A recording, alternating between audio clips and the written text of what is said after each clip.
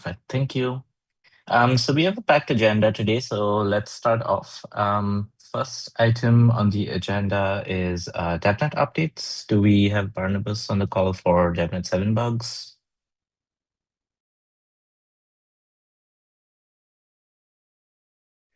Yes, we currently have a fork of Prism running to submit some invalid blocks, and Prism was basically unable to sync up to those.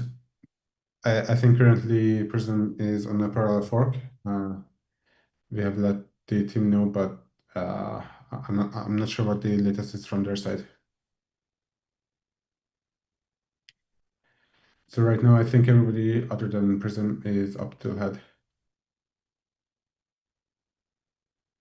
Okay, awesome. And I think Death Star as well, so Lodestar and Tony have been trying out some tests. As far as I know, there's a PTC fix pending on Lighthouse.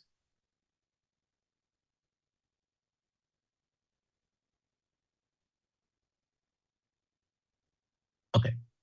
Um, if that's the case, then the next open point on the agenda was the Beacon API PR, number 630. We have it still open.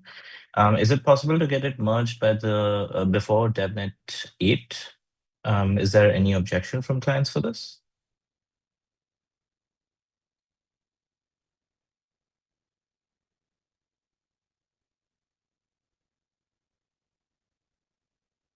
Okay. If there's no objection, then yeah, I guess we should yeah, get it merged and have it in the spec for DevNet 8. We'll have the DevNet 8 discussion sort of immediately after this. There's one more open topic for DevNet for what gets scheduled in DevNet 8. Bozul wanted to bring up sparse block pool and revisit the discussion. Bozul, you have the floor. Hi. So at the last ACDT, we discussed making the EAP 8070 engine APIs purchase updated v4 and gapless v4, those mandatory. So most EL clients did not seem to object, and there are already some implementations. The Lighthouse team raised a concern on piggybacking the custody field on purchase update. So if you have if any CL client teams have any thoughts or concerns about this, I would appreciate it.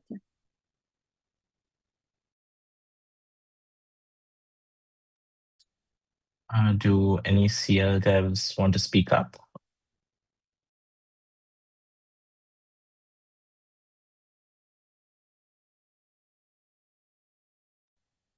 Okay, I guess we can discuss this in the interop chat on ETH R&D. Is that fine for you, Bozo? Uh,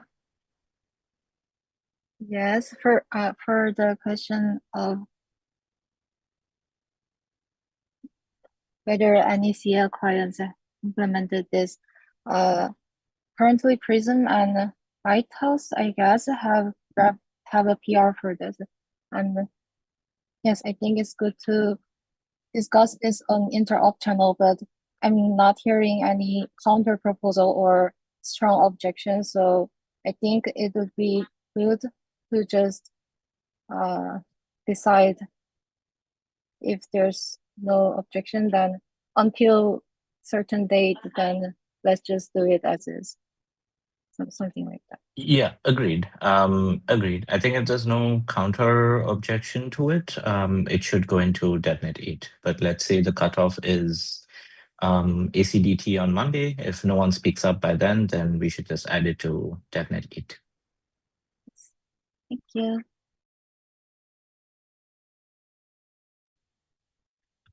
As a quick note, is someone from Prism or Lighthouse there to speak about the implementation? If there's any complexity or anything we should be aware of before all the clients start working on it for DevNet 8?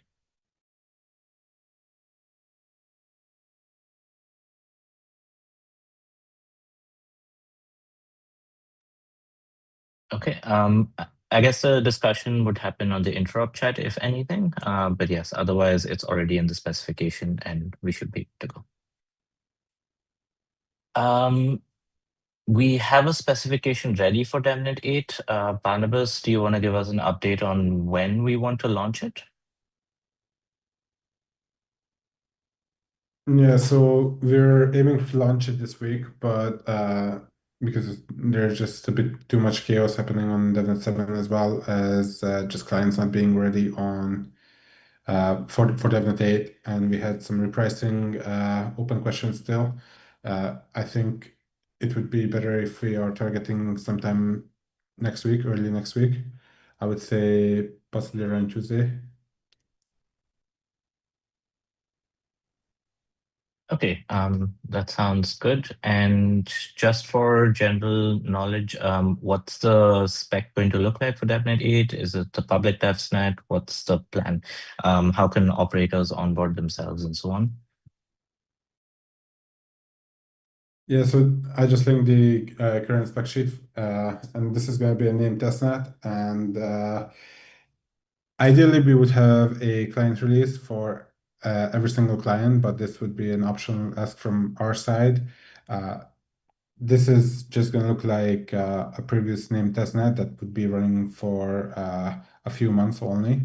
So having it hard-coded in your client is not essential, but it would just make it easier for the public to get onboarded. So ideally, we would have the spec up by Monday or Tuesday on the day of the DevNet launches, and then we will have the GLOAS fork approximately a week after Genesis. Great. And if anyone wants to be Genesis validators, for example, large staking providers, etc., who should they reach out to? Yeah, Genesis, there will be a few entities that will get automatic stake in the Genesis validator set. I don't think we're gonna have any onboarded Genesis validators for this. Everybody should probably just make deposits. We're gonna have Dora off with a deposit option to submit your deposits. Sounds good. Thank you. Anything else Glamsterdam related before we move on to the next topic?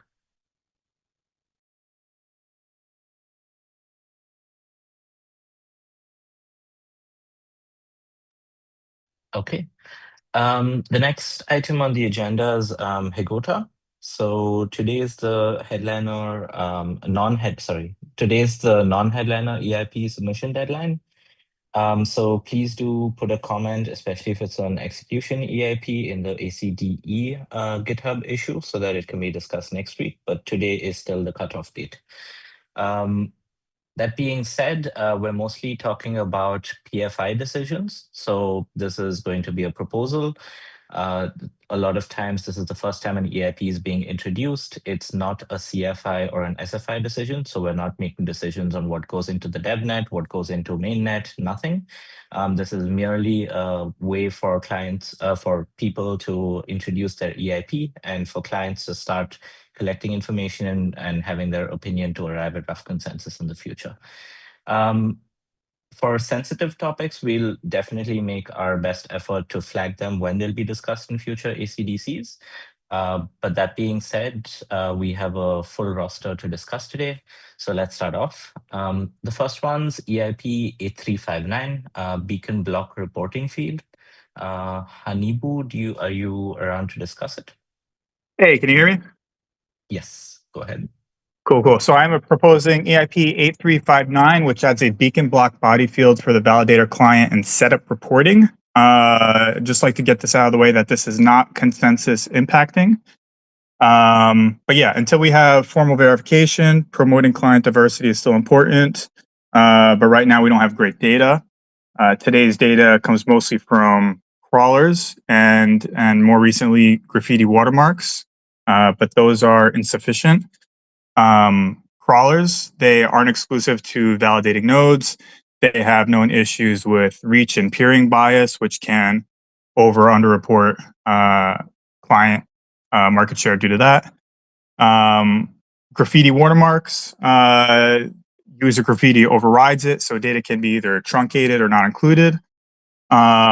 And as of a couple days ago, only 60% of blocks report watermarks. And there's no insight into multi-node setups such as DBT, Vero, Vouch, things like that. So this EIP introduces a 32-byte field in the beacon block body used to report the CL client, EL client, validator setup types, and client agreement threshold used to verify the correctness of the chain. We're still finalizing the schema, but at the moment this supports up to 28 setup types. A setup type could be running a standalone client. It could be running SSV, Vero, Vouch, Obel, things like that. It supports a M event threshold up to 6 at the moment, and 14 client pairs with up to 13 CL client options and 13 EL client options. And again, this field is information only and does not impact consensus if the field is malformed or contains missing data. Luca, are you here? Do you have anything to add to that? Maybe just that it's, yeah, like you said, it's low in terms of complexity. I created some reference implementations. You can take a look at those here, just so you have an idea what it looks like.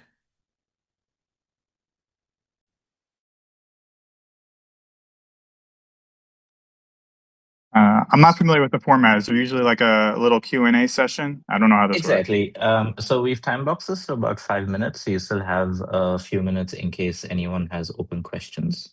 I guess first one I had to start off was, is there some reason we can't just have stronger guarantees with the graffiti field that we have today? I mean, you're working with limited space. So that in itself is limiting already. And even with the condensed information that it currently puts in, which is just the current client, most of it is for a lot of clients, I guess up to 40%, since only 60% are reporting. That watermark is overridden or pushed out by the client's graffiti, the user graffiti.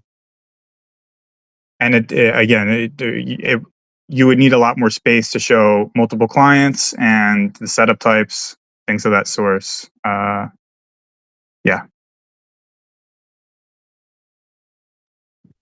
Yeah, makes sense. Does anyone else have questions for Hanibu? Hanibu?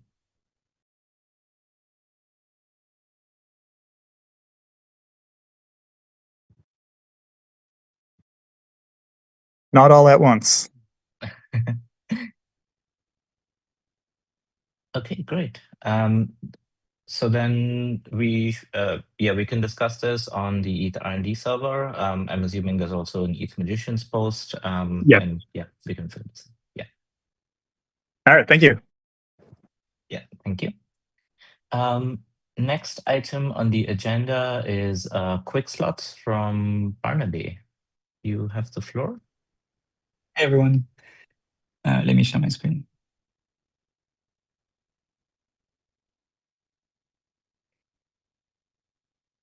Can you see the slideshow, Barry? Yes, looks good. Okay, super. All right, so faster Ethereum, a quick case for quick slots in Hegota. I'm Barnaby from ETH Labs. As a larger point, I would say that faster Ethereum is something we care about quite a lot in ETH Labs, and we see quick slot as kind of a really important prong in making Ethereum faster. So why does this matter? Like we very strongly believe and can see that a faster Ethereum is more value to our users. When you have latency in the system, that's a cost that's paid in different ways. So if you are able to reduce latency in different ways, you unlock many benefits immediately. So some of them are here. First, you have better UX for users on the L1 with faster inclusion, so your wallet just picks faster. You have fresher prices for on-chain markets as the Oracle are getting refreshed at a higher frequency.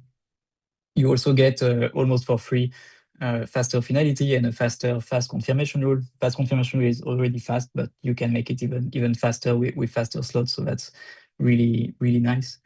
And something that's a bit underrated, but also is true, is because you have more leaders per second, because you have like more block producers per unit of time, you also increase the censorship resistance, and in particular the economic censorship resistance. So how much it costs to keep a transaction out of the chain. So the takeaway from this, I would put it, is it just means we have more valuable block space. So block space is the main thing that we are selling here, and lower Ethereum, lower latency Ethereum is just more value to the network in general, and this value also does accrue to ETH, the asset. So here's like the quick 1-2 of the proposal. The first step really is to remove the hard-coded 12-second slot assumption where it exists, so both in specifications and also client implementations, but also in smart contracts that are deployed and infrastructure that supports the chain. And then second step, once we have removed this assumption, proceed with a moderate decrease. And here we are targeting 10 seconds, so that will be our anchor and our proposal. But I kept it as less than or equal to 10 seconds because I think it's also worth it to push and see like how far we can go. But I think anchoring on 10 seconds at this point seems to have like the widest acceptance in the community that I polled so far. So why do this now? Why do this in Hegota? The principle I would follow here is just delivering value earlier. And I think slot time is one of these things where once it's live, the value is almost immediately delivered. Like you need to change maybe a lot of things like ahead of that. But once it goes live, suddenly things are faster, your AMMs refresh faster, you have more leaders, faster finality. So I think it's just really nice. Like it's not something that we put in place and gives us like benefits years from now. Additionally to that, like I don't actually see a really good opportunity to do like this one-time cost of removing like the 12-second hard-coded assumption in the fork after Hegota, which is iStar. It's expected that decoupled consensus will be, or at least is currently like the front runner for that fork, and this is like a huge piece of work for the consensus layer. And from informal discussions with the teams working on this, like it's not believed that coupling this with a slot time reduction would be safe unless the work of reducing that of removing that assumption was done beforehand. And so doing quick slots in Hegota means that we open the door to more gradually like decreasing the slot time, perhaps in iStar with decoupled consensus that gives us a little bit of headroom, and maybe again in JStar. So yeah, we can just have value delivered continuously instead of no value for a long period of time. So here are a couple of considerations. So I polled the client teams, particularly the consensus layer client teams, EF protocol teams, other people in the ecosystem. This is sort of the main technical blockers that surfaced through these discussions. I'll go through them one by one, but with some thoughts on where we're at with fixing or removing these blockers. The first one is slot 0. There's a little bit more business logic happening on the consensus layer when you move to a new epoch, so that delayed some nodes. My understanding is that this is actively discussed. There was a write-up by Carlos a few months ago, and many client teams are working on optimizations already. There's of course the attestation and aggregation latency, so that's one of the key bottlenecks. This actually improved with EPBS, moving some of that out of the critical path, and then decoupled consensus makes further headroom by reducing the size of the committee that votes on the available chain. Something that came up is, do we need to reprice data when we scale the slot time? Because right now the data is priced consistently with how much time there is for propagation versus execution. My understanding is that it's fine either way. Like if we need to reprice, that's something we can do, and we've already set up like most of the testing infrastructure to figure that out. But we can also probably scale the slot time in a way that we don't need to do a repricing. In terms of contracts, many of them, or possibly many of them, are hard coding the 12 seconds. So we're actually doing like a survey with a Sourcify team on identifying this contract, and we already have like some of the largest contracts that might have this dependency identified. So we'll reach out to them. Same thing for infrastructures, for instance, block explorers. Like, is that something that they need to pay attention to? Most likely, yes. I asked someone at Etherscan, they said for them it's more load, but no breaking changes. Testing requirements, so testing like at the fork, moving from 12 to let's say 10 seconds. I asked Parry, he seemed to say, yeah, we can do that. I mean, it's doable, and if we do decide to do it. Compatibility with decoupled consensus. Actually, decoupled consensus, in my sense, was built. One of the design objectives was to move finality out of a critical path for the slot time. So I think that's actually a good thing. Compatibility with ZK. There is like questions on the proving time in particular, because there is some fixed overhead with recursions of proofs. There's a couple of tricks that could help. One of them is delaying the state root, like actually doing that as a proper delayed state root, not as like EPBS shifting the state root computation. But there's still, I think, some trade-off at some point between how much scaling versus how much latency we can accept. But I think we're far from the efficient frontier of that trade-off at the moment. And finally, I think post-quantum is probably one thing that's on top of many people's mind in terms of compatibility. But my sense, again, from talking to people involved with post-quantum timelines and work at the EF, are that 10 second in Hegota would be perfectly fine. Yeah, so that's it. I think that's already quite a lot, but if I missed anything, of course, like you should reach out to me. So thank you for this. Yeah, please DM for support. Love to hear from apps, like how this helps them, if there's comments on these technical blockers, and I left a few references here, and in particular, we got started on specifications for consensus layer and execution layer. Thank you. So thanks. I think we have a few questions in the chat. We have like 7 minutes still assigned, so let's take them.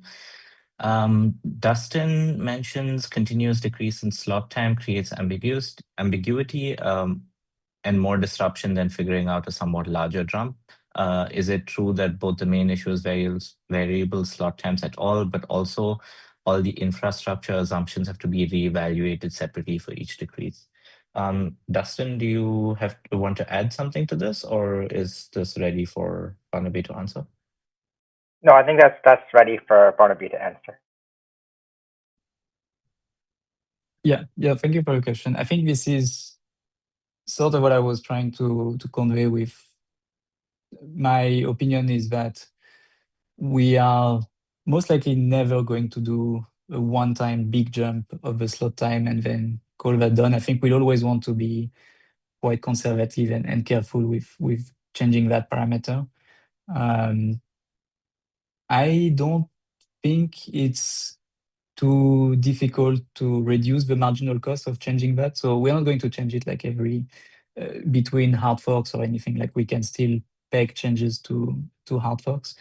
But we can make it in a way that the first time is going to be a bit more painful, but then the next times will be easier, in particular for contracts that are live on mainnet and client implementation. So yeah, I do think, like last year when we discussed Amsterdam, I think there was a lot of pushback on moving from 12 to 6 seconds. I don't see that improving in the future. I think the more we go on, the more we have like uncertainty over ZK or PQ perhaps, the more we'll be conservative with these changes. So in my opinion, I think given this uncertainty, I would prefer to take the value early and then work on making future changes as painless as possible. And I think this is totally doable. Well, I wonder about that a little bit because, like, I mean, Ryan here mentioned, and I agree with this personally, or a skepticism that is 12 to 10 worth it? So, because you're eating a lot of the disruption and the structural disruption and cost for honestly it's not that much better. Right. I think I agree. I mean, obviously, I was again pushing for 6 seconds last year, and I think this is still like a target in my mind. I'm just no longer confident that we can do this much at one go. And so I think we should agree, and this seems to be like a fairly widely agreed upon stance that faster slots are valuable and important. And right now, I think the best way to get there, maybe ever, is to get started and accept that yes, we won't have more than a moderate improvement in Hegota, but at least we'll have an improvement. And 10 is better than 12, and then possibly 8 in I-star is better than still 12 in I-star, and then maybe even lower in J-star is better than still 12 in J-star. So I looking at the timelines, I feel much more confident going forward with a moderate decrease. Even that decrease to me has value already. Like 12 to 10 it's not insignificant. It's not 12 to 6, but it is something, and it is something that can be that can deliver value to the network. Like for instance, the fast confirmation rule gets actually a bit slower with EPBS. Moving from 12 to 10, like we are dampening a little bit of that effect of EPBS, delaying some of these timelines. So these are just fixes in a way, but beyond that, I think we also have other places where the value actually gets delivered. There's one more question from Justin about gas limits and blob limits. Do we scale them, or how does this work?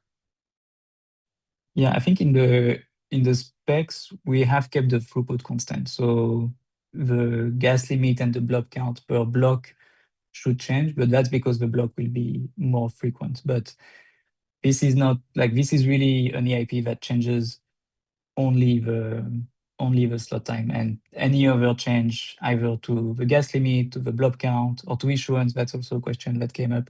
Like this should be separate EIPs, and they should be argued for on their own merits. So the way the specifications are currently done is all of the invariants are kept invariant, and if we do want to change the gas limit, we need to make an active decision for it. Like this is not a backdoor gas limit increase.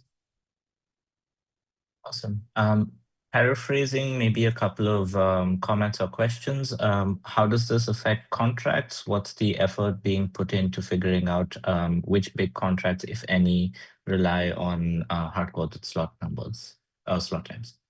Yeah, I think quite a bit of effort. Like we're scanning basically the entire Sourcify database of verified contracts, but we already identified like a few big contracts where this parameter shows up. So off the top of my head, and 2 discussions that I had are Lido and Arbitrum. The Lido team has told me that they had already looked into this at the time of Amsterdam when the earlier proposal was made, and they need like a bit of room to some time to change the parameter, but it's not at all impossible. And same thing for Arbitrum. I think the parameter comes in for the dispute resolution game in the bold.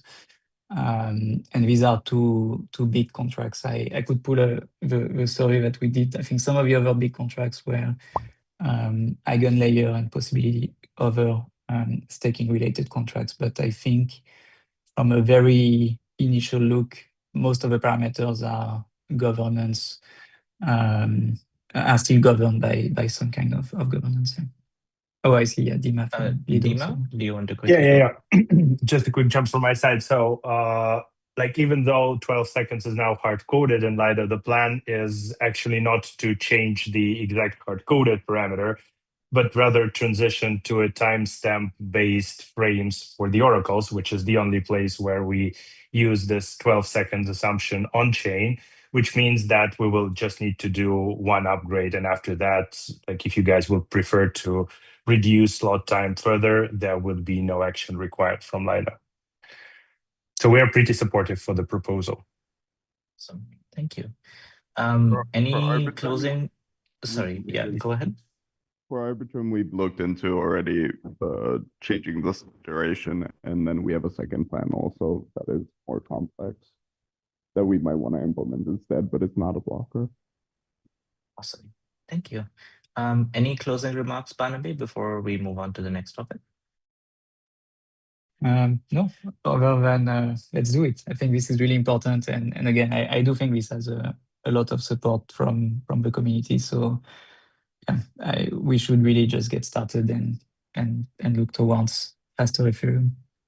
Awesome. Thank you. Yeah, please have a look at the comments later. I think there was quite a bit of discussion going on that we only managed to paraphrase, but there was important nuance. Next item on the agenda is VOP's profile for fossil eligibility. Thomas, please, you have the floor. Please go ahead. You have about 5 minutes. Yeah, thank you. I think it will actually take less because, yeah, the EIP I'm proposing is informational. So it's very much like it's just about making sure we agree on defining what frames are eligible to benefit from fossil inclusion guarantees. Right now, it's pretty, straightforward to establish how fossil works with just like regular transactions. It basically just like checks nonce and balance, and it's also working fine with transactions from like 7702 delegated accounts. But if frame transactions is SFI'd, and I hope it will be, we need to define sort of like bounds that determine like which frame transactions can benefit from fossil and will always benefit from it, even in like a post decay VM future in which you have some nodes that might only hold sort of partial states like VOPs, and which frame transactions fall outside of fossil enforcement because I don't know, they touch arbitrary state in the verify frame, for example, or other things.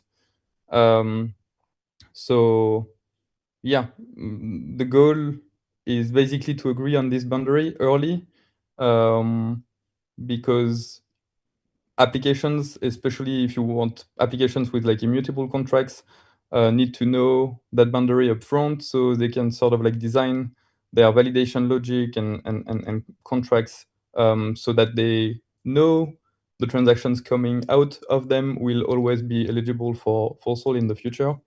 So I think it's kind of important to agree on that boundary, but it's non-consensus critical. It's again, informational. Awesome. Thank you. Are there any questions for Thomas?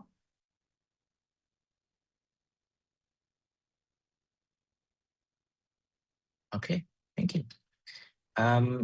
Next item on the agenda is EIP 8142 bib columns propagation. Do we have Camille on the call?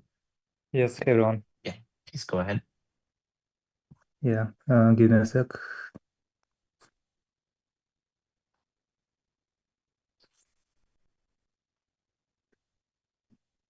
Yeah, we've allocated roughly 5 minutes. Okay, yeah, can you see my screen? Yes, please go ahead. Okay, great. So yeah, this is Camille from EF networking team. Yeah, we'd like to PFI blocks in blobs. Yeah, the high level idea is we putting execution payloads into blobs, and then we leveraging existing peer DAS plus cell level deltas for payload propagation. And why we do that is to get efficiency, so just to enable faster payload broadcast. Also, yeah, we consider this to be quick win because we reuse existing peer DAS machinery without introducing new gossip design into the protocol. And yeah, this also gives us the flexibility because it kind of provides the natural path forward towards ZK testers future, which would not require the full payload after mandatory proofs landed. Yeah, we plan to do this in 2 phases. Phase 1 is basically what we're going to focus in Hegota. Yeah, the plan is to deprecate execution payload topic, and instead peers would subscribe to all column subnets and then use cell level deltas to fetch the execution payload. So visually it's gonna look the following way. So yeah, we have like custody columns and non-custody columns. For custody columns, we still use we still fetch them in full. So we use cell level deltas, and we advertise our I want bitmaps with all ones. So that means we're requesting the full columns. And for non-custody columns, we advertise only the bits. Well, we only advertise that we request the bits, the rows that correspond to execution payloads. And this is kind of nice because that way we already kind of using existing PeerDAS columns that we have. We can leverage them to take advantage of erasure coding to propagate payloads faster. And this also gives us some flexibility because, for example, the execution payload rows, they cannot be, in contrast to user blob rows, we do not pre-propagate these blobs on EL, and they only sent by the builder when kind of the bit is accepted. However, this is not the case for the balls, and balls can be propagated sooner. And with this framework, we can advertise I want bitmaps for balls sooner than we do for the remaining execution payload rows. So that's phase 1. And phase 2 is actually when we actually have the mandatory proofs. And when this happens, validators, they don't need the full payload anymore to attest, to verify, and they revert to custody only column subscription that we have today. And what is good with this design is this could be done via just single parameter change. So it's going to be a very simple change. And the other peers that, they still need the full payload, they can consider keep subscription to all columns and kind of use this cell level deltas mechanism to kind of reconstruct the full payload if they want. Or alternatively, if by this time we come up with better gossip strategies for these large messages, we might just switch to these strategies.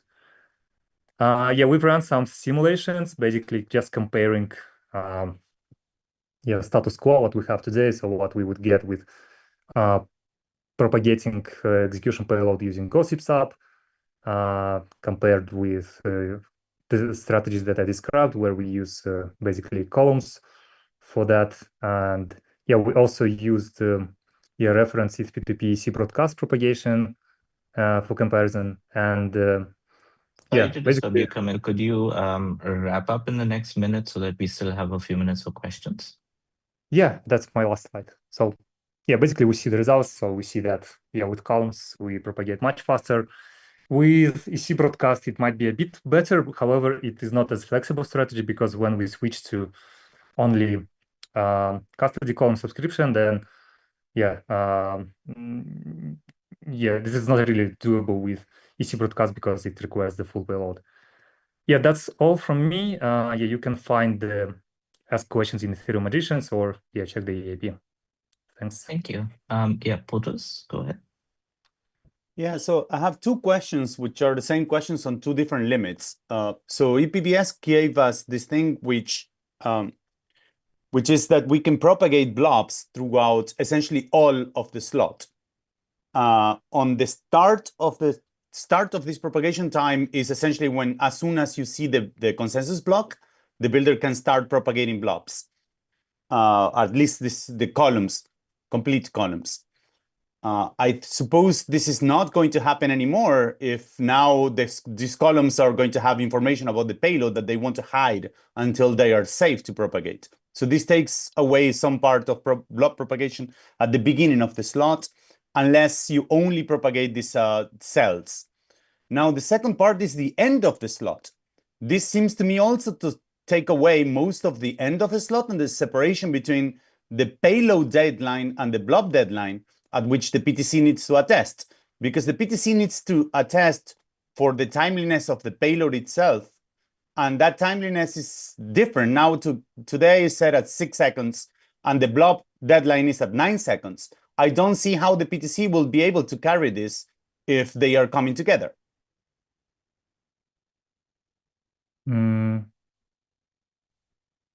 Yeah, for the first part, I guess, like, yeah, we can.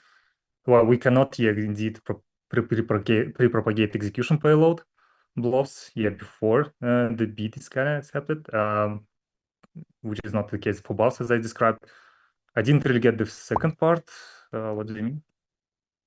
Well, the PTC needs to get all the blobs that they need to custody before today 9 seconds. But they need to get all of the payload before 6 seconds. So if the payload is propagating together with blobs, then this will force blobs to be before 6 seconds for the PTC to be attesting. Yeah, I guess we need to just specify which part of the blobs we have, which deadline. Because, yeah, it's just a machinery. I mean, we still have like, it's just another way for propagating execution payload. So we have the same assumption, we keep the same assumptions for the deadlines for receiving the execution payload. It's just, yeah, we reuse the columns for that, for propagating them faster. Potentially, this would allow us to actually lower this deadline. Terence, but could you be quick? Yeah, I was going to add on top of today. It sounds to me the fundamental differences here is that we need to separate the market space, right? Because today we have blobs that's used by ROBs, but then this also introduced blobs. So therefore, we cannot mix the two blobs together because different deadline, because different pricing and stuff like that. So yeah. Yeah, right. Yeah, AP addresses that. I guess this also kind of would be introduced in phases. Yeah, there were ideas like maybe just, well, anything that related to pricing maybe comes next, and maybe not in the H-star, maybe later. That's still TBD. Yeah, we will raise it, I guess, maybe in the upcoming P2P calls, or yeah, so. Thank you. I guess people can reach out to you on the peer-to-peer call or on ETH R&D, right? Yes. Great. Thank you so much. Next item on the agenda is ROTAS. Do we have Chaba on the call? Yes, I'm here. Yeah, please go ahead. You also have roughly 5 minutes. No slides, so I'll be just talking. Yeah, so it's EIP 8371 ROTAS, distributed blob space reconstruction. So what we target here is a weak point of PIRDAS, which is how the construction is done in supernodes and in supernodes only. The construction is CPU intensive, and it also scales linearly with the blob count, two properties which are just not nice. And then there is the other thing that the construction requires supernodes. We do have supernodes, but it's still not nice to rely on the fact that we need supernodes for this robustness. So the proposal is to find a way to distribute the reconstruction, the blob space reconstruction, and we would do that with low topics and use server messaging and that, so partial messages. What we would do is allocate rows to nodes, just one row to each node. No need to do large allocations. And also no custody requirements, so it would be like a secondary reliability mechanism, not like in the original proposals of DAS, where we have column and row allocation. And also this allocated row would be rotated to balance the load. So there would be a mapping, a permutation from row IDs to row IDs in each slot, and that would decide what goes where. The yeah, elements of this were coming from FUDAS, from the P2P extension for parser messages that we're using for the on the columns. And yeah, the overall effect would be that supernodes would be able to focus on a single row, do the reconstruction for that. So we would divide kind of the reconstruction phase for supernodes into two phases. A first phase when they are just focusing on their allocated row, everyone on their own allocated row, and they would share this. And then a second phase, which would be basically what's happening now, which is again a reliability mechanism behind the distribution. So that first advantage would be that, so that supernodes would do much less work in typical conditions, which is they would just reconstruct one row. And you can say supernodes could have many cores and they could do all these things in parallel, but it's still CPU load. So, and actually they are not doing it all in parallel. So this would just nicely distribute the load. The other part is non-supernodes. So non-supernodes could also chip into the reconstruction. They would collect notifications in these row topics. So maybe an important part that I didn't mention is that these row columns we are not pushing messages on these. These are just notification based. So it's a bitmap exchange.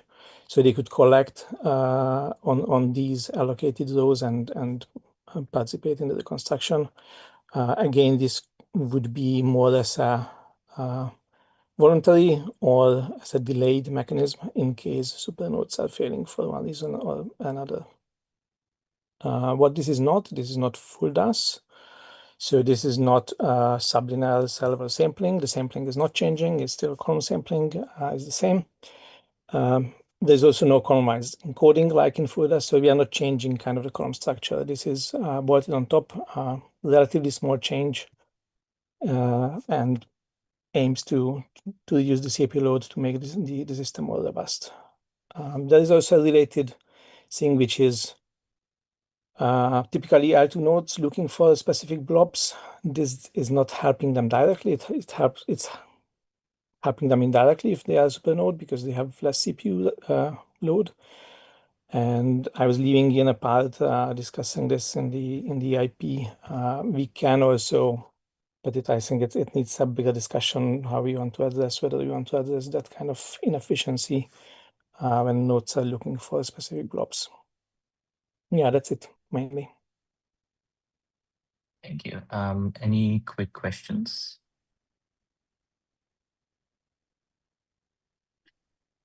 Great. Then please reach out to Chaba if you have comments or use the EIP to discuss it.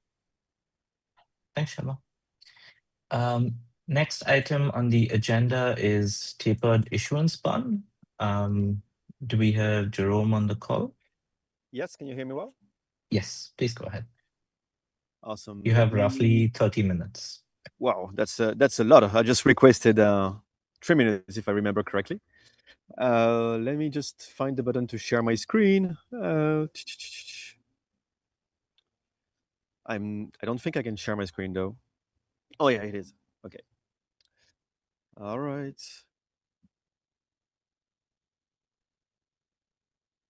Good morning and good day, everyone. I have dropped the link to those slides in the chat. I'm here to present you EIP 8363 called Tapered Issuance Burn. There's a link to the EIP in the slides, and there's also a link to the if magician thread if you want to discuss this in further detail. So as a quick overview, this proposal primary goal here is to remove the issuance mechanism's incentive for stake growth once the staking ratio exceeds 50%. It accomplished this by deducting and burning a tapered fraction of idolized validator rewards at each epoch boundary, so that the net staking yield declines linearly while the staking ratio, and reaches 0 at 50%. So as you may know, Ethereum has a history of regularly changing its issuance schedule. This is not the first time we're discussing an EIP to reduce issuance, even under the proof of stake regime. And I'm very pleased to have the stage right now to present this to you. So why do we want to change the current curve?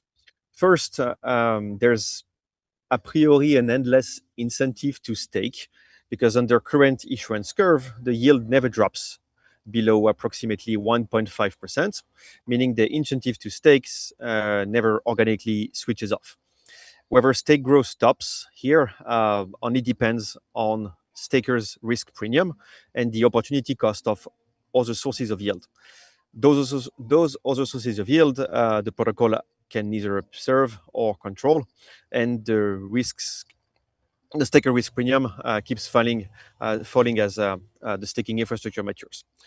This endless incentive to stake has security and centralization risks, notably that high staking ratios degrades Ethereum securities by concentrating stake. It's also creating moral hazard where large operators become too big to fail. This dynamic forces independent solo stakers out due to negative dilution adjusted returns. And furthermore, with most ETH being held at custodians and staking services, the social layer, the ETH that are not at stake, loses their ability to effectively coordinate a fork for social slashing, which is our last line of defense. This also has consequence regarding the moneyness of ETH, or the role of ETH as the native money of the blockchain. The current system acts as a continuous dilution tax on unstaked ETH, forcing holders to stake simply to avoid dilution. This pushes liquid staking tokens and other staking derivatives to displace raw trustless ETH as the working money of the ecosystem, which introduces counterparty, smart contracts, and governance risk. So why are we proposing this for inclusion on H-star? Well, if our target is to prevent 50% at stake, with current trend, the 50% of the supply at stake will likely be crossed in 2028. So doing it later is a decision to choose a trajectory that we should avoid. Now is the opportunity for a smooth transition towards a better issuance curve. So this is our motivation to propose this on H-star. The window closes on its own, and the reform gets harder every month because we have more and more ETH at stake. The proposed solution is the following. We are introducing a tap and burn function that has a 50% saturation point. This allows for a market-driven equilibrium regarding the ETH at stake, and also micro incentives remaining untouched for the behavior of the stakers, and duty-specific deductions. This has the advantage of low complexity. We have a proof of concept implementation from Prism that's about 300 lines of codes. And we also have a transition plan, because if we act now, we can smooth the transition. So here you see an animated transition for an 18 months phase in. This is softening the transition for the hectare that will be impacted, and that will be also 2 years in practice, because between the time that we decide to include this EIP and the time that this EIP goes in force with H-star, there will likely be about 2 years. I wanted to keep this presentation short and invite people to read the EIP as it was published quite recently. And there's also a link to the ETH Magician thread for those of you that have not seen it. The topic is obviously complex, and it's inviting intense, very intense reactions in the heat of the moment. We are going to keep on explaining and answer all the inbounds we are getting, because for now, we perceive that there's a lot of misconception and good feedback that is being brought to us in terms of what needs to be clarified. As time goes, we hope that people will form informed opinion and hopefully converge to the right thing for the greater good of Ethereum. So we're going to keep collecting feedback and continue consulting the community. There's an additional slide here that show key figures. You can also peruse to sum up the thing. Yeah, that's it for me. I only prepared for 3 to 5 minutes. Thank you. There's already a couple of comments and questions on the chat. Maybe we can start with the one from Barnabas. Do you want to read out your comment? Yeah, so my main question would be whether the goal here is to taper the issuance or to make sure that we don't reach 50% more staked, or is it both? Because I think we could actually achieve keeping the issuance the same as where it is right now, but just basically limit the issuance in case that we do achieve more than 50%. I'm not sure I get what you mean by that. You are you suggesting that we limit the inbound of new validators? Did I get your comment correctly? Yeah, something like that. I'm not sure technically how we would do that, but I'm sure that we could think of a way to do that. So you could basically only deposit a new validator in case we reach 50% of the staked ETH. The only time we would basically the deposit would reach the beacon chain contract is if someone exited. So that's indeed a possibility to actually cap the 50% ETH at stake, but this has also consequences on the capacity for new validators to come at stake, obviously.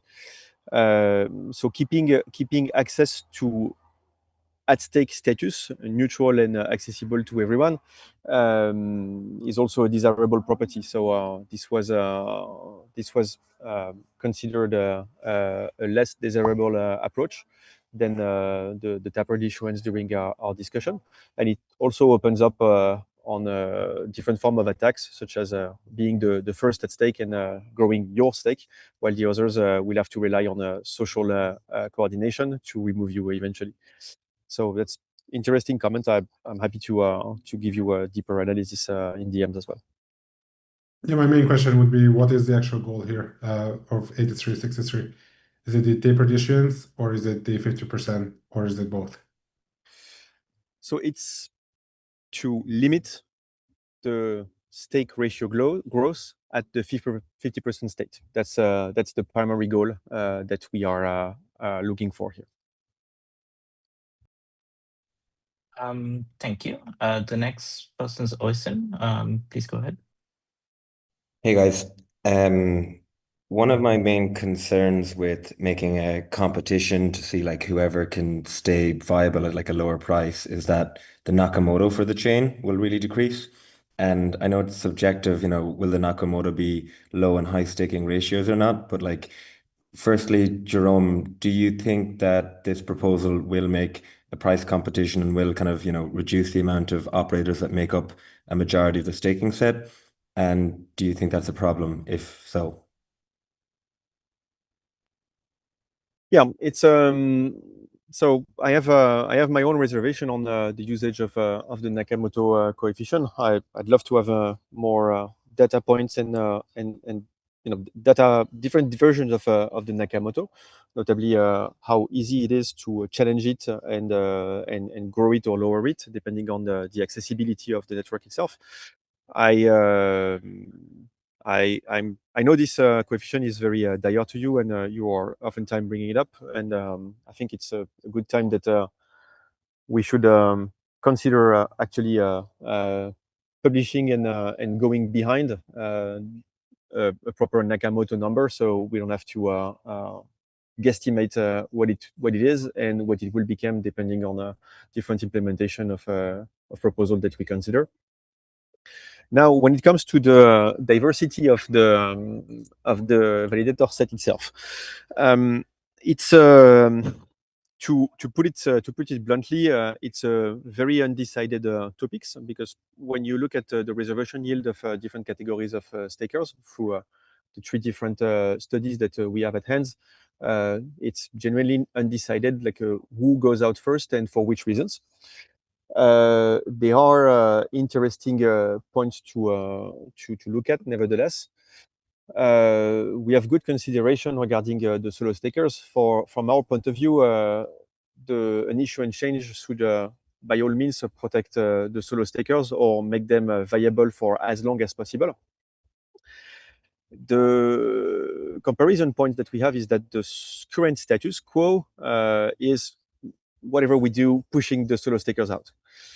So if our most important categories of staker that we should protect is the solo stakers, we should start by considering that the current issuance curve is not the right one.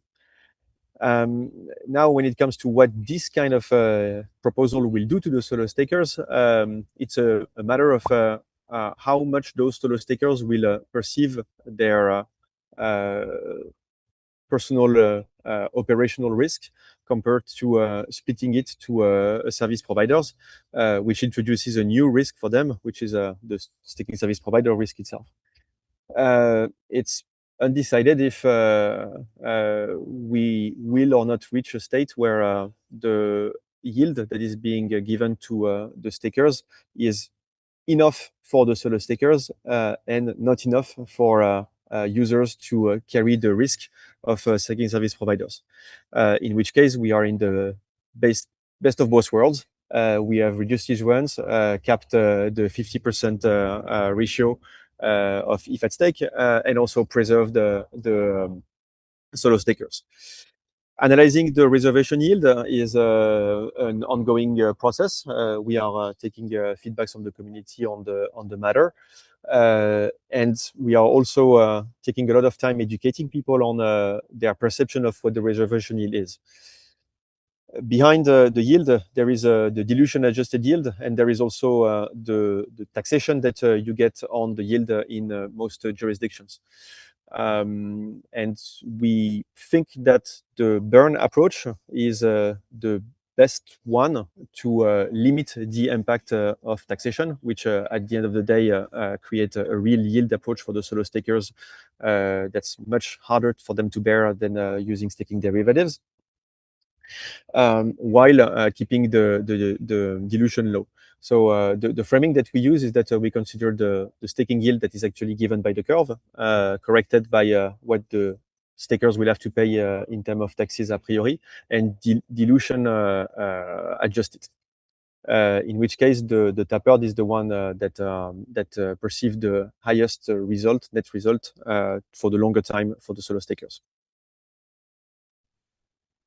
And sorry for the long answer.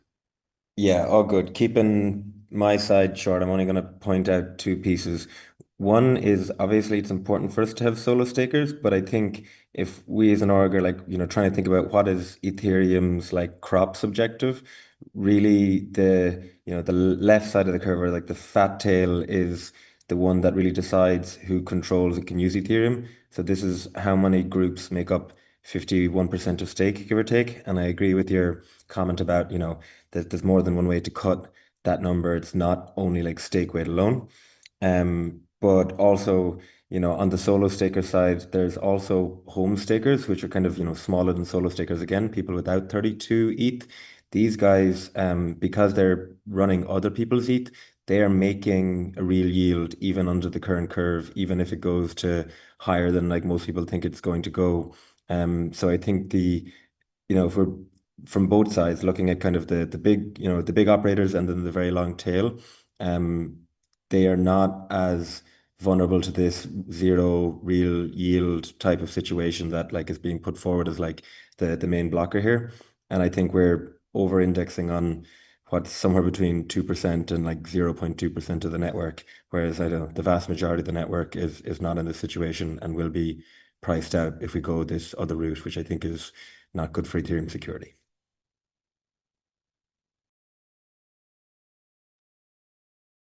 Thank you. Greg, I think you're. Yeah, so yeah, I wanted to mention that I would kindly request from authors to withdraw this PF fine for Hekota, because I think this AP arrived 2 days ago.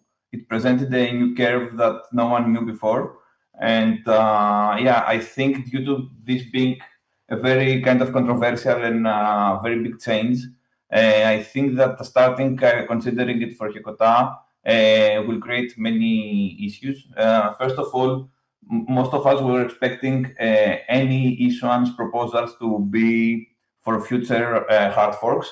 So in particular, like at ACDC in April, there were some discussions in Cannes, and it was really not particular curve discussed. Like we have a very generic discussions around these ones. So I think this doesn't give time for people like to prepare better and or like give counter proposals about these ones, since the common expectation was that these ones will be discussed for later forks.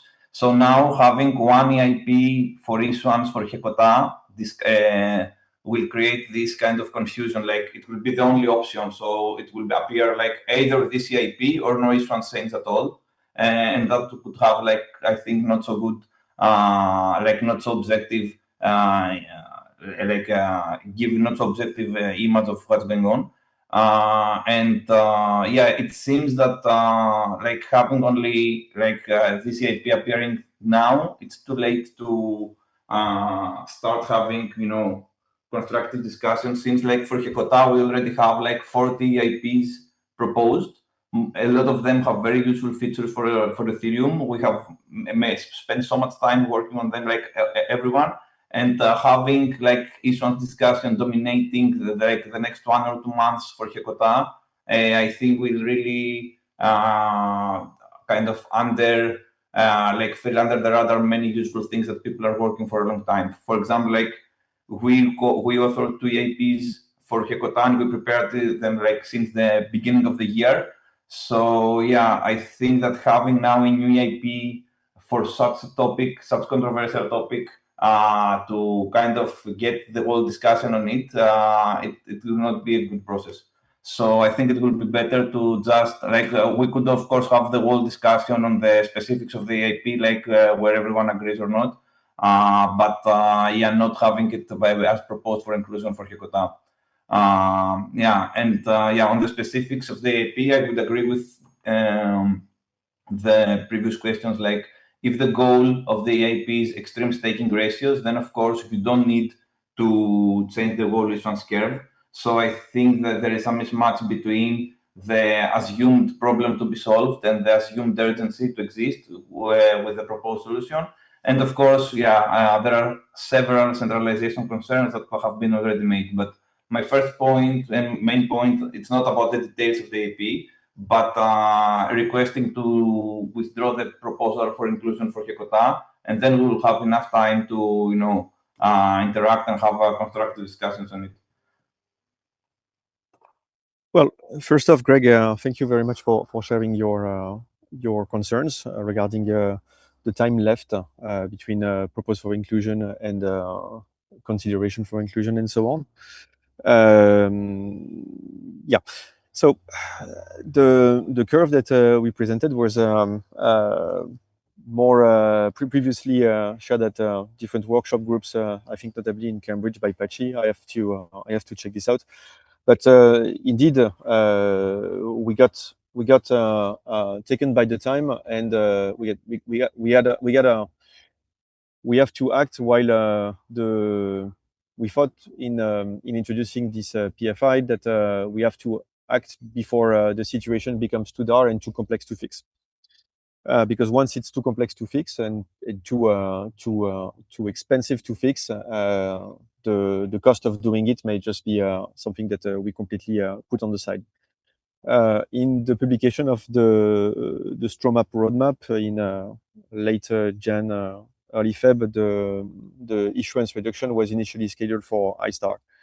I think that was a bit too optimistic considering how much ETH was going at stake. The arithmetics is advocating, in our view, against delaying this change. Now I've well noted your request for us to withdraw this, and we will think about it. But yeah, we have to consider that the windows is also closing on its own. So delaying is accepting that we are either never going to change and accept the permanent risk on Ethereum of going beyond 50% of ETH at stake, with all the consequences regarding security and moneyness for ETH, or if we are going to start having an intense discussion now. We are welcoming the feedback, and I know many people have posted in the information thread which is really great, so that people can start to make a more informed opinion and also help us tweak what can be tweaked. And we won't be pushing this as a programmatic proof of work or some kind of previous example of controversial attempts. But this is also opening the window for having those discussions. And the fact that we are having it now is very positive, I think, because it makes people realize that the problem actually exists. Yeah, but the point is that this EIP is not only addressing the high stake ratio issue. So if the only thing that this EIP was doing was address this high staking issue, which we could discuss, of course, if you want, but okay, there is some entry queue, so you could say that, according to this entry queue, in 2 years or 3 years, we can reach this point. And because this is a problem, I have a way to fix it. That could be the case, but this EIP is doing much more than just this, because it completely redesigns the issuance curve. It redesigns the issuance curve at 10% it's staked, 20% is staked, 30% is staked. And this is completely not necessarily about like the future staking ratios. So if you had an EAP about this, I think that would actually be quite a good idea, instead of speculating on what is going to happen about the future staking entry queue, to have an EIP that from now, like, proactively set something for the future that does not allow something to happen. But this is not the case here. So here we have an EIP with a full issuance redesign. And this is presented just 2 days before the end of the window, while no one was expecting actually that issuance will be considered for Hekota. So this, I think, it's very, very, I don't know, bold move. So yeah, it would be great if we could just, we can have discussions about the CAP, but not proposing for Hekota. One quick comment regarding the main objective of keeping via the issuance curve the amount of ETH at stake at 50%. We will gladly produce analysis of the previous request, the previous comments on from Barnabas regarding why not do just end of the entry queue after 50%, and why we prefer to do it via the issuance curve.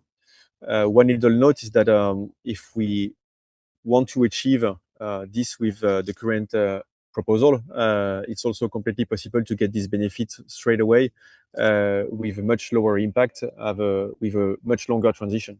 In which case you get the 0% of ETH at stake beyond 50% right away, but the transition is much longer and thus less impacting the yield curve prevision before the 50%, of course. So there's a different way we can approach that, and we are glad to get so many feedbacks and concerns being raised because it helps us shape the design.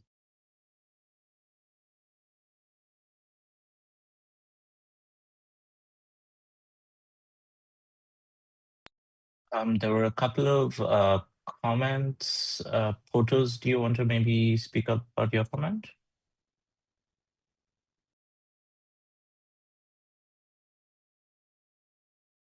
I'd like to add that I will personally commit to answering all the comments on the ETH Magician thread.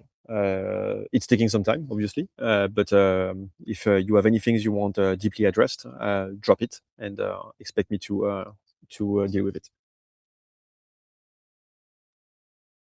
Yeah, and maybe just a note on the process as well. Yes, the deadline has passed, but if people want, you can still propose changes to the existing EIP. The decision is not being taken away from you that way.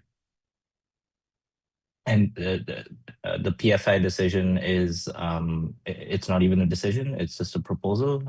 If anything, CFI and SFI are the real decisions that would be made, and those are still weeks, months away, if anything.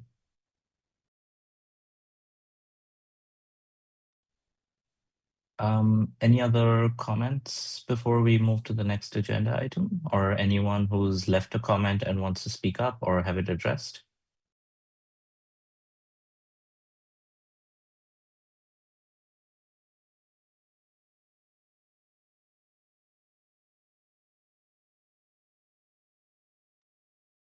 The only thing I want to say is that I agree with one of the comments that got lost in the chat, that the decisions on such types of things should definitely not be made exclusively by developers, and the community sentiment should be taken into account. And as far as I see now, the community sentiment is highly against even the basic idea of the proposal, not just the form of the proposal.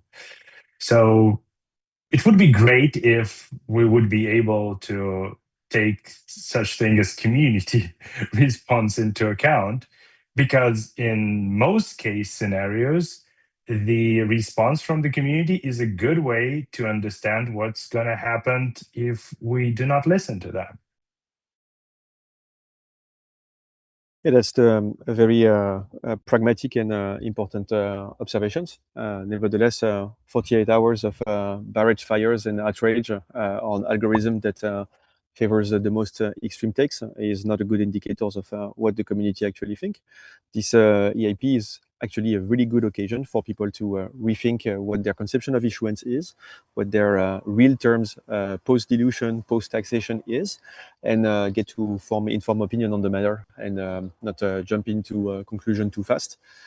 I'm a community member. I'm a solo staker and a reasonable individual. I think this topic is very important and too important to be left to misconceptions. So it's a great occasion for us to rethink again what our security assumptions regarding the Ethereum proof of stake is, but also what our monetary policy is and should be to pay for our security budget.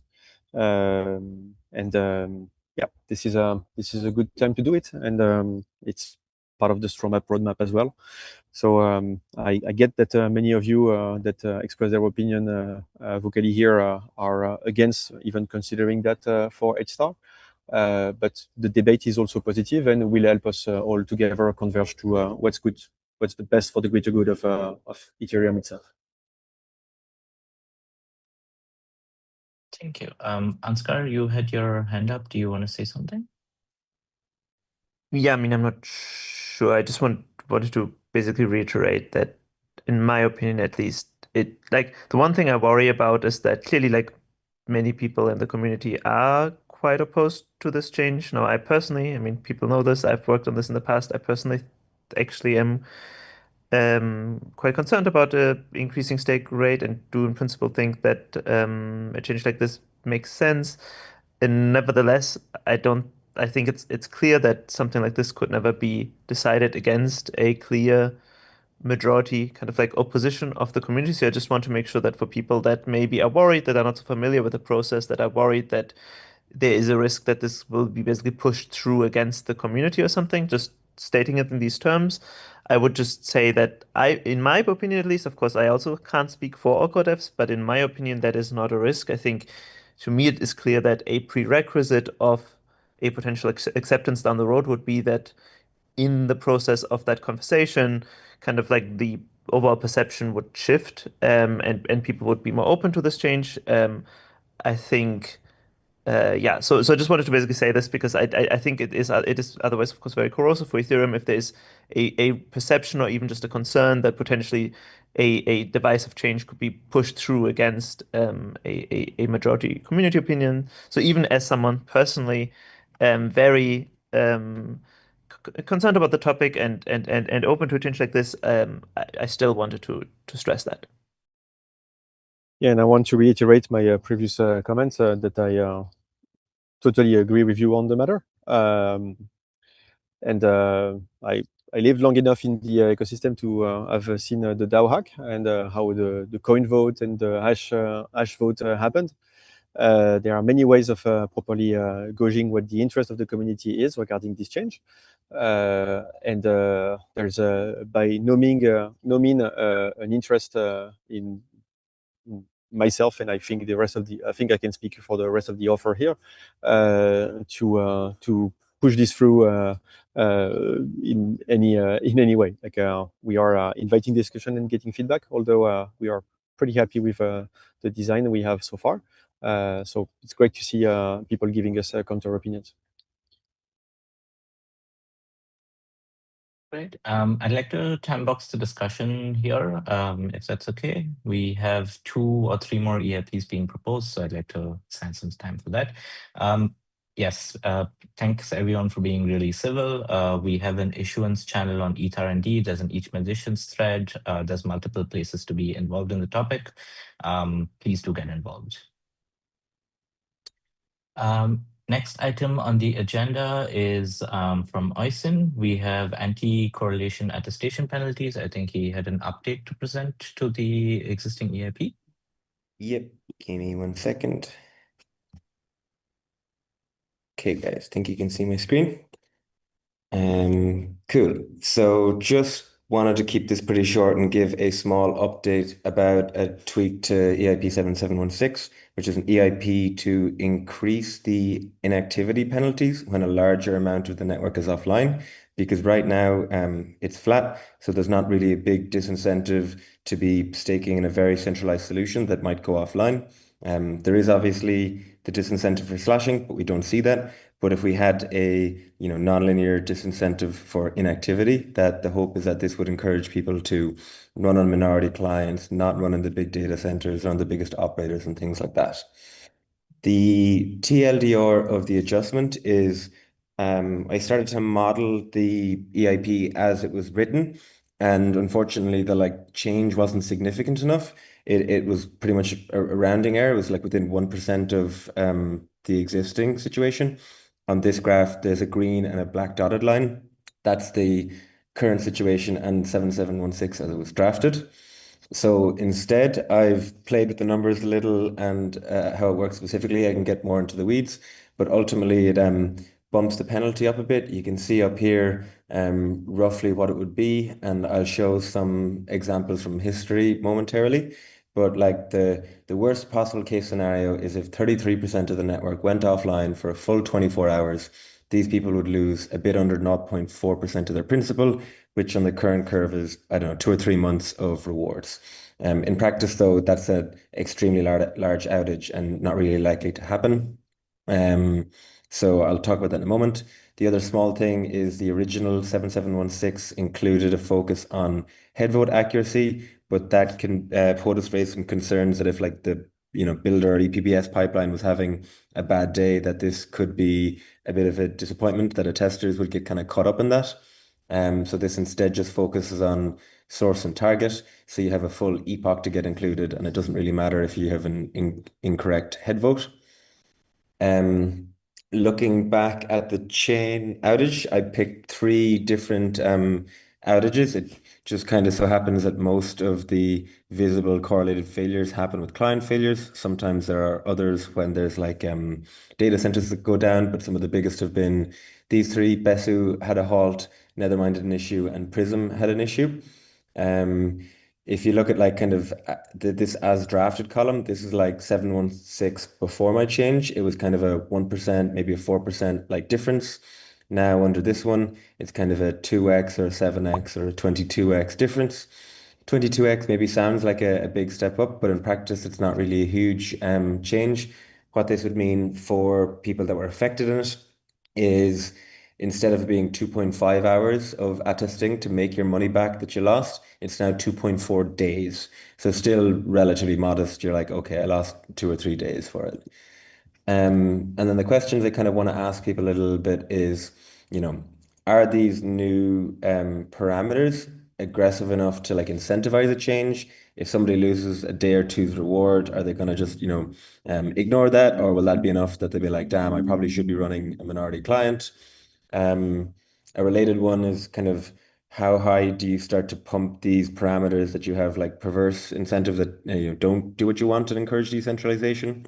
Because the time to recovery can matter a lot here, where if it was extremely severe, all of a sudden people are like, no, let's just pick the centralized operator who can rectify in a couple hours instead of 24.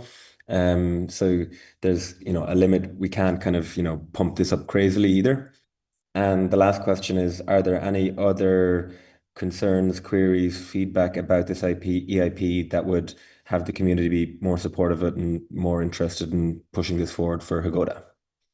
That's pretty much me. I have some links here and I dropped the slideshow in the chat. I'm happy to take some questions. Thank you. Yeah, Terence? Yeah, I'll be quick, just almost all the time. How does this work when there's inactivity leak? Do you apply both simultaneously? So just today, I believe we can reach 2/3 under 14 days. So you finalize something again. So would that make it faster? It's a good question. This has a cap, which is designed to kick in at exactly 33% offline. So it is cumulative, like it's on top of the inactivity leak, but it's much smaller than the inactivity leak. The inactivity leak is pretty severe. I think you can see it here on this slide. If you get to the kind of inactivity, that's much more the contributing factor. But yeah, this stops after 33%. Thank you. Awesome, thank you. We have 4 more EIPs to be presented. So the TLDR is if we can't get to an EIP today, we'll do it at the next ACDC, but it's already within the deadline, just to say that. And if anyone has to drop out, that's perfectly fine at the end of the call. But that being said, we have 2 EIPs, BLS withdrawal credential retirement and balance sunset for retired BLS validators from NC. Is NC or someone from the Lodestar team available to talk? I'm going to share my screen. Can you see my screen? Yes, please go ahead.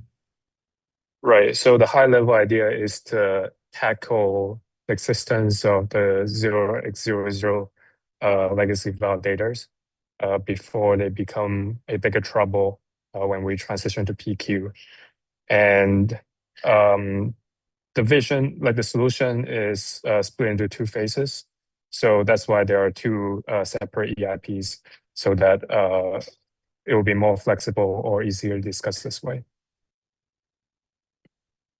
So since 0x00 validators are pretty old, and maybe just like a quick recap on what this does. So basically, it has a signing key and a withdrawal key, both are BLS. And the signing key is for signing the regular validator duties. And the withdrawal key's sole purpose is to sign the BLS to execution change so that it can become a 0x01 validator. And a property of 0x00 validator is that it doesn't have execution address. So that means that all the withdrawal requests doesn't apply to it. All the partial withdrawal sweep doesn't apply to it because it doesn't have a address to withdraw to. It can do the regular validator duties, but there's no way to withdraw funds. And the protocol can eject that validator, but after the validator is exited, the funds still remains on CL side. So it's a really weird interaction this way. So just some high-level stats today on mainnets. There's still around 9,000 validators still hold the 0x00 credentials, and less than 9,000 if you just exclude the ones that are offline for more than 6 months. And ever since the introduction of BLS to execution change, which is Capella, around more than 500,000 validators have submitted them and to convert into 0x01. And the key takeaway of this page is basically that the BLS execution change, we're still seeing 2-digit usage every month. And we are still seeing new 0x00 validators being created. So 0x00 validators doesn't cause a lot of problem today. It's just like some minor troubles. So for example, like protocol cannot remove a 0x00 validator. There's no way to withdraw that fund to anywhere. And also the client teams needs to maintain like the BLS execution change mechanism, like all the gossips stuff and the op pool and stuff like that. They all need to maintain. And 000 validators, they don't submit BLS to execution change, maybe because they're lazy or ignorant, but it's also a possibility that they lost their withdrawal key, so that they still hold the signing key to do the validator duties, but they cannot submit the BLS to execution change to become a 0x01 validator. So why I thought about this proposal is because when the PQ comes, from what I've seen so far on the PQ validator registry proposals, every single one of them requires every validator to perform certain action. Maybe is to submit their XMSS key or a certain variation of it, but the gist of it is that there's an action required by each validator. And if that validator doesn't act accordingly, I think it's in the best interest for Ethereum to eject them. While 0x01 and 0x02 can be safely ejected and gets the ETH swept to the EL side, 0x00 doesn't have a clean way to handle this. So it's a very bizarre thing because there's a couple approaches that I have thought about, like how to deal with 0x00 validators during the P2 transition. So if we do nothing, that means that those validators' funds will be frozen forever because the BLS execution change is not PQ safe.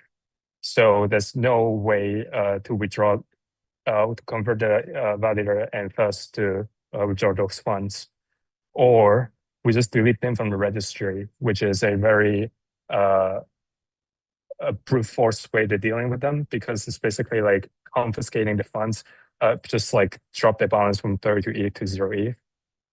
And alternatively, I've also thought about like maybe set up a PQ version of BLS execution change, which is a headache because you need to spend time on the research and the engineering stuff, but also you are basically continue to maintain this Capella tech debt and convert into a PQ tech debt.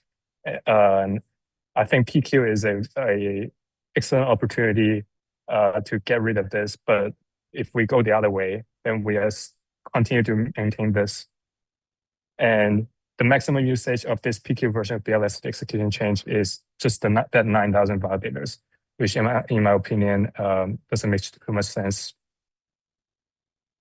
So the proposal here is basically the first step is to retire, which is to force exit all these like 0x00 validators, so that they will enter a stage where they're exited and their funds will still remain on the CL side. And in this stage, there's no rewards and there's no penalty applied to them.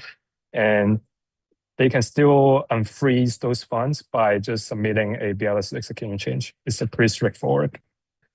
And then the second step is to drain, so that the balance will decrease over time slowly, so that the goal is to get all of them to have a balance of 0 by the time we transition to PQ, so that we don't have this like cliff that drops 30 ETH to 0 ETH like at 1 fork transition. But like, sorry to stop the presentation, but could you quickly wrap up so we still have a few minutes for questions? We're already over time, and I'd like to let people go. Yes, this is like my last slide. Yeah, so basically just drain them to 0, so that like by the time PQ transition comes, it's an easier decision for core devs to drop those validators in a safe way, because there's no more funds remain.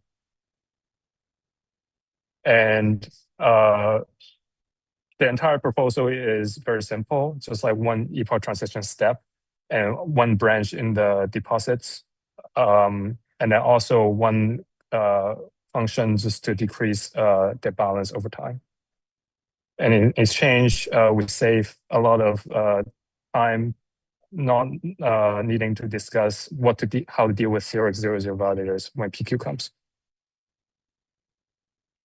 That's it. Awesome. Thank you. I saw a bunch of messages from Portos. Barnabas came in. Do one of you want to speak up, or Justin?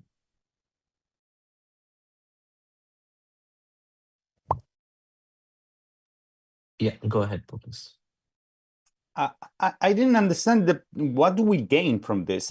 So I do get the point that perhaps we want to deprecate 000, and that's an easy change. We just don't accept any more deposits after a while. That's a clear indication that you shouldn't be depositing validators with a zero BLS credential. But like the exit, the forced exit, the churn, like this is all complexity that doesn't get us anything. Like with any other validator, if it becomes a problem on the post-quantum day, if they don't register, we're just going to eject them anyways. It's true that money will be lost, but that money will be lost anyways, even with this proposal. So I don't see what do we gain by adding complexity now for something that anyways we're going to be end up doing. And we know that we are going to have these validators losing that money because they just lost their keys. But it might not be possible that they lost their keys. It might just be that they are lazy or they're not following the protocol I discussions. understand, but and if they are lazy, they are not going to send a registration, and they're going to lose their money exactly the same way that DCIP gives us. Well, then that also means that those 9,000 validators, 32 ETH each, will lose all of them in one single fork transition, which is, in my opinion, is quite a huge of a change. Whereas if you drain it slowly over time, it'll be less controversial.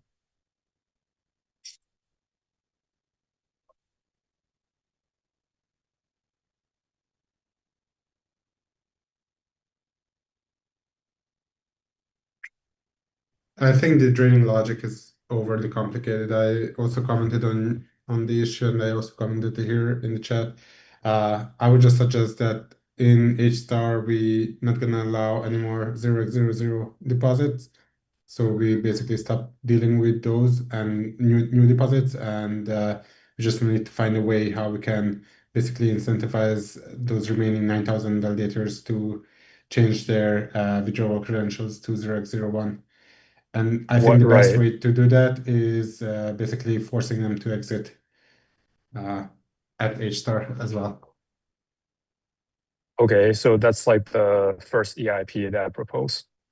Yeah, basically the first EIP with the combination of basically once we hit H star, then those validators will be exited, and at that point they will still be able to change their withdrawal credential and withdraw all their ETH.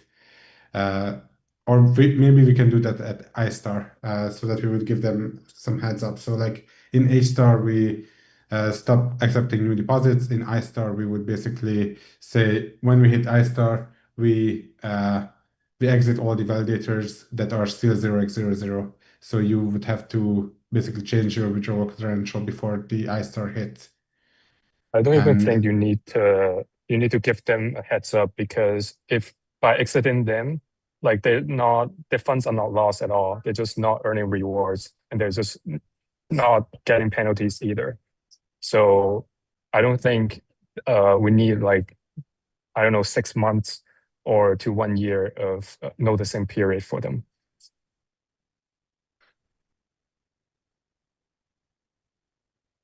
Okay, I think we should time box the discussion for today as well. Please reach out to NC or use ETH R&D to discuss it further. Any other agenda items or topics people want to quickly talk about?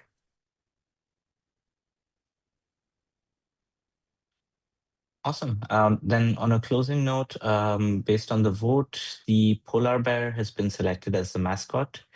So please update your ASCII art. And thank you everyone for coming. See you in the next ACDC.